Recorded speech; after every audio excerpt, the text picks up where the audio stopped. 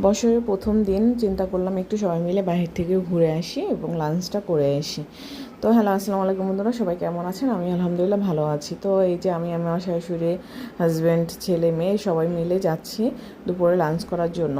তো আমরা মিরপুর 12-তে যাব, ওখানে কাচ্চি ভাইতে যাব কাচ্চি খাওয়ার জন্য।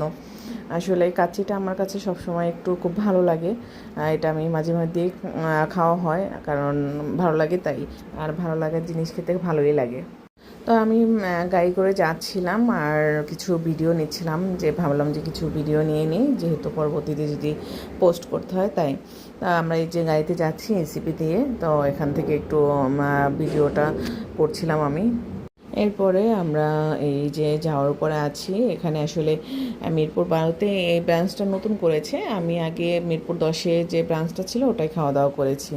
তো এখানে এসে আমরা খাবারটা অর্ডার দিলাম, অর্ডার দিয়ে আমরা বসে আছি আর আমি ফাঁকে ফাঁকে কিছু ভিডিও নিচ্ছি।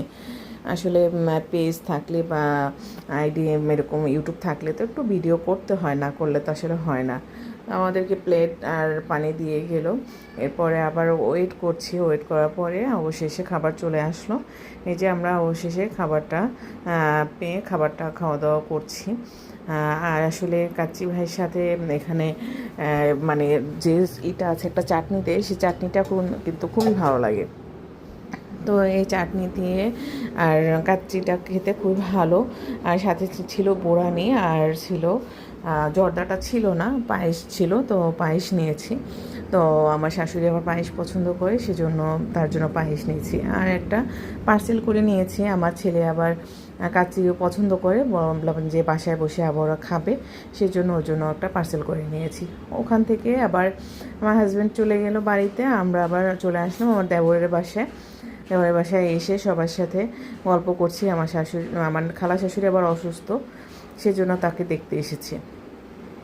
তো আমার দেবরের ওয়াইফ আমাদেরকে নাস্তা দিল, নুডলস দিল, ফল কেটে দিল, চা দিল। আর সাথে পরবর্তীতে আবার আমার ননাসও চলে এসেছে। এই যে সবাই মিলে আমরা একসাথে গল্প করছি আর ভিডিও করছি। তো কেমন হলো আমার ভিডিওটি একটু কমেন্টস করে জানাবেন।